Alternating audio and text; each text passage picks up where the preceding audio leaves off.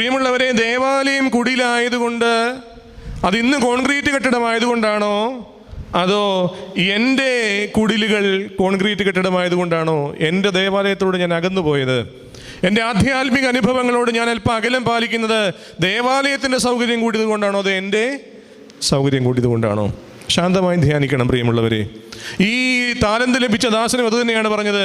എൻ്റെ മടിയോ എൻ്റെ അലസതയോ എൻ്റെ ബുദ്ധിമുട്ടോ എൻ്റെ പ്രയാസങ്ങളോ ഒന്നുമല്ല യജമാനനെ നീ വിതയ്ക്കാത്തടത്ത് നിന്ന് കൊയ്യുകയും വിതറാത്തടത്ത് നിന്ന് ചേർക്കുകയും ചെയ്യുന്ന കഠിന മനുഷ്യനായതുകൊണ്ട് ഞാൻ കൊണ്ട് താലന്ത് കുഴിച്ചിട്ടു.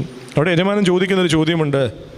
നിനക്ക് ഒന്നും ചെയ്യാൻ കഴിയുകയില്ലായിരുന്നെങ്കിൽ ആ താലന്തുകൾ കൊണ്ട് പലിശക്കെങ്കിലും ഇടാമായിരുന്നു, പൊന്മാണിഭോകാരെ നിനക്ക് ഏൽപ്പിക്കാമായിരുന്നു.